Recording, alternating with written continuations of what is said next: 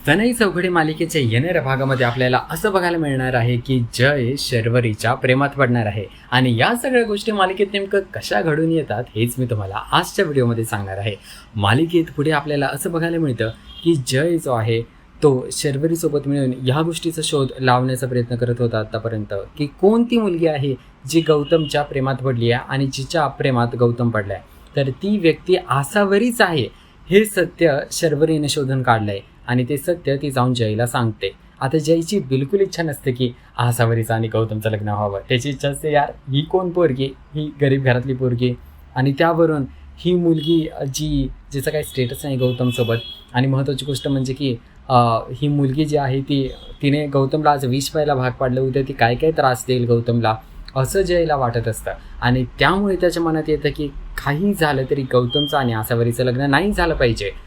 परंतु होतं असं की तो शर्वरीसोबत एका ठिकाणी आलेला असतो आणि त्या ठिकाणीच नेमकं गौतम आणि आसावरी देखील आलेले असतात आणि त्यामुळे जय गौतम आणि आसावरी या दोघांचं बोलणं लपून ऐकतो. शर्वरी देखील तिकडेच असते आणि त्यावेळेस गौतमने ठरवलेलं असतं की आसावरीचं आपण बोलणं ऐकून घेऊया. आसावरीने असं बोललेलं असतं की मला हे लग्न करायची बिलकुल इच्छा नाही आहे, मला त्या दुसऱ्या गौतमसोबत लग्न नाही करायचं आहे, माझं तुझ्यावरच प्रेम आहे, परंतु मी माझ्या आईवडिलांच्या विरोधात कधीच गेले नाही आहे आणि आजही मला त्यांच्या विरोधात जायचं नाही आहे, कारण या सगळ्यामुळे त्यांना खूप जास्त त्रास होईल आणि माझ्या बहिणींचे लग्न होण्यामध्ये अजून खूप प्रॉब्लेम होईल. याच कारणामुळे आसावरीने ठरवलेलं असतं की ती सेल्फिश नाही वागणार आणि तिच्या घरच्यांचा विचार करणार. आणि हे ऐकल्यावर गौतमने ठरवलेलं असतं की तो देखील त्याच्या प्रेमाचा त्याग करणार आहे आसावरीसाठी आणि तो असं ठरवतो की माझं आता दुसऱ्या मुलीसोबत तर प्रेम नाही होऊ शकत, मी दुसऱ्या कोणासोबत लग्न नाही करू शकत. ठीक आहे, तुझ्यासोबत मी लग्न नाही करणार, तुला मी त्रास नाही देणार, पण मी दुसऱ्या कोणत्या मुलीसोबतही लग्न नाही करणार. मी या प्रेमाचा त्याग करायला तयार आहे.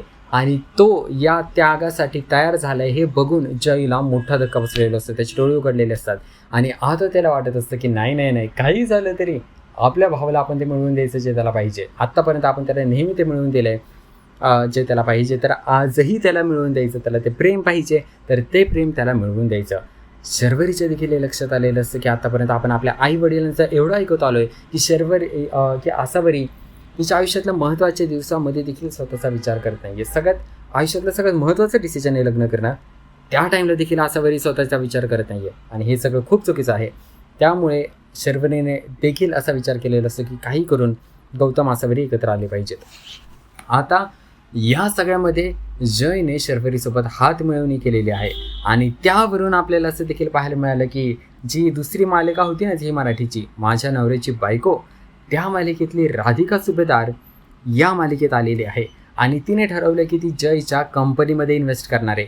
परंतु तिला बाहेरून बातमी समजलेली असते की जयला बायका बिलकुल आवडत नाहीत. त्याने ती शर्वरी परब ज्यामुळे ही डील होती आहे, शर्वरी परबला देखील जयने कंपनीतून काढले असं तिला समजलेलं असतं. त्यामुळे तिने सांगितलेलं असतं जयला मी या कंपनीमध्ये इन्व्हेस्ट करेल, पण त्यामागे माझी अट आहे की त्या मुलीला शर्वरी परबला पुन्हा तुम्ही घेऊन या तुमच्या कंपनीमध्ये, तुमच्या ऑफिसमध्ये आणि अजूनही तुमच्या ऑफिसमध्ये फिमेल स्टाफ असला पाहिजे, त्याशिवाय मी तुमच्या कंपनीमध्ये इन्व्हेस्ट करणार नाही. आणि जयला देखील गरज असते पैशांची आणि या सगळ्यामुळेच आता जय फायनली शर्वरीला पुन्हा ऑफिसमध्ये घेऊन येणार आहे आणि त्यामुळे मग आता जय शर्वरीच्या प्रेमात पडणार आहे. जय आणि शर्वरीला एकमेकांसोबत वेळ घालवायला देखील भेटेल या सगळ्या प्रसंगामुळे, कारण त्यांना त्यांच्या भावा बहिणींना एकत्र आणायचे आणि त्यावरून ते ऑफिसमध्ये देखील आता एकत्र काम करत आहेत. अशा पद्धतीने आपल्याला बघायला मिळेल की लवकरच आता जय आणि शर्वरी एकत्र येतील आणि माझी अशी भविष्यवाणी आहे की लवकरच जय शर्वरी तर एकत्र येतील, परंतु जय सगळ्यात आधी शर्वरीच्या प्रेमात पडेल. शर्वरी देखील जयच्या प्रेमात पडायच्या आधीच जय शर्वरीच्या प्रेमात पडेल, ही माझी भविष्यवाणी आहे आणि आत्तापर्यंत माझी भविष्यवाणी 100% बरोबर ठरली आहे. मी मालिकांबद्दल जी पण भविष्यवाणी केली ती 100% बरोबर ठरली आहे. मग पाहूया मालिकेत असंच होतं आहे का. मला तरी असं वाटतं असंच होणार आहे की जय सगळ्यात आधी शर्वरीच्या प्रेमात पडणार आहे. परंतु या सगळ्यावर तुमचे मत काय आहे मला कमेंट करून सांगा. आणि मालिकेचे एपिसोड आता लवकरच येणार आहे, तर अर्ध्या तासात मी लवकरच एक व्हिडिओ बनवून आपल्या चॅनलवर पोस्ट करणार आहे की मालिकेत पुढे काय होणार आहे. तर त्या व्हिडिओसाठी लवकर आपल्या चॅनलला सबस्क्राईब करून ठेवा, म्हणजे मी तुमच्यासाठी असेच व्हिडिओ बनवू शकतो. हा व्हिडिओ बनवण्यासाठी खूप खूप धन्यवाद. आपण व्हिडिओ मालिकेच्या पुढील भागात पाहूया मालिकेत पुढे नेमकं अजून काय काय घडतंय ते.